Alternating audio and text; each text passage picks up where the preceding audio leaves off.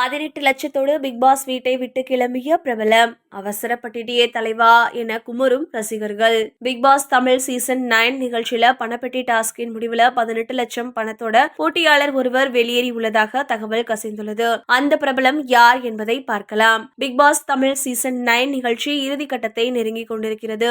அந்த நிகழ்ச்சி முடிவடைய இன்னும் ஒரு வாரம் மட்டுமே எஞ்சியுள்ளது. தற்போது பிக் பாஸ் வீட்டுக்குள்ள கானா வினோத், திவ்யா கணேஷ், சாண்ட்ரா, விக்கல்ஸ் விக்ரம், அரோரா, சபரிநாதன் ஆகிய 6 போட்டியாளர்கள் இருக்காங்க. அவர்களை ஊக்குவிக்க இந்த சீசன்ல இதுவரைக்கும் எலிமினேட் ஆன திவாகர், பிரவீன், ரம்யா ஜோ, அப்சரா, வியானா உள்ளிட்ட போட்டியாளர்களும் உள்ள போயிருக்காங்க.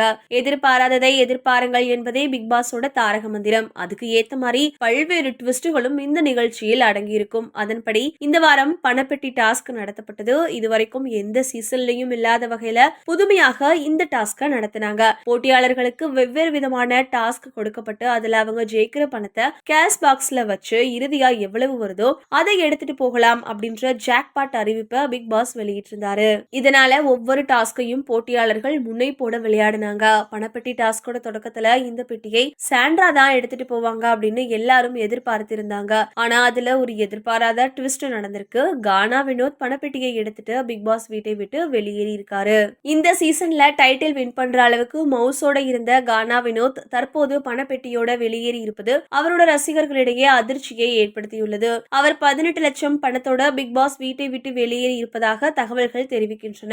கானா வினோத்தோட இந்த முடிவு பிக் பாஸ் ரசிகர்களுக்கு பேரதிர்ச்சியை ஏற்படுத்தியிருக்கு. இன்னும் ஒரு வாரம் காத்திருந்தால் 50 லட்சம் பணத்தை வென்றிருக்கலாமே என ரசிகர்கள் தங்கள் ஆதங்கத்தை கொட்டி வராங்க.